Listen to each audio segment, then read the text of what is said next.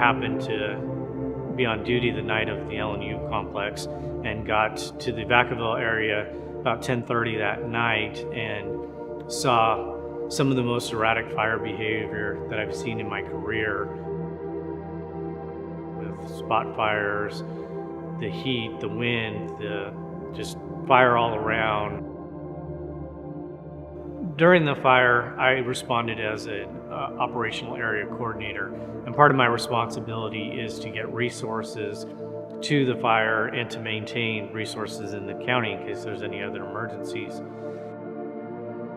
There just happened to be no resources available, and this is statewide. We had many fires burning in the state.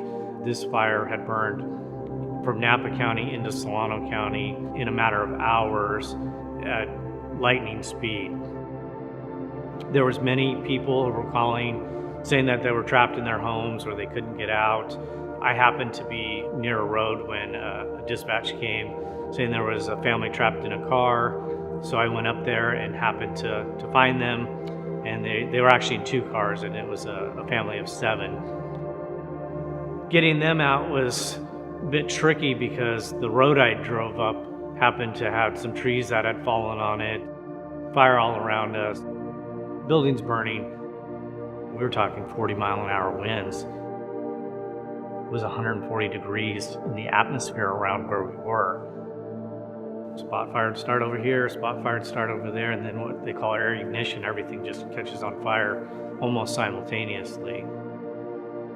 When I was telling them how we were going to get out, they had asked if I had got the old couple out of this house that I'd passed on the way, and that was starting to catch fire.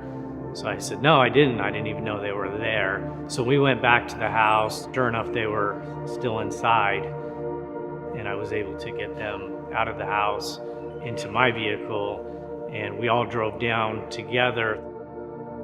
I just told the family that was driving behind me, no matter what happens, don't stop, just keep going. It's going to get scary, it's going to get hot, it's going to get smoky. And so as we drove out, we encountered fire burning across the road, 0 visibility conditions, and so we just kept driving until we got to an area where it was no longer burning and we no longer had any fire or danger. I took the older couple and gave them to the neighbors, and they took them to a shelter in the city of Vacaville. Stayed out there throughout the night trying to get organized with CAL FIRE and our resources and start tracking where everybody was. When it comes to life-saving awards or medals of valor, things like this, firefighters typically shy away from them. This is our job, this is what we do, this is what we get paid to do. It's important that we acknowledge that heroic actions were taken by many of our members that night.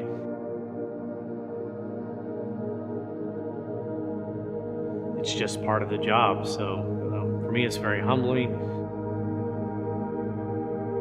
It's an honor for me as a fire chief to honor our members, and I hope they're honored as well. And it's really a tribute to what they deserve and what we could give away daily.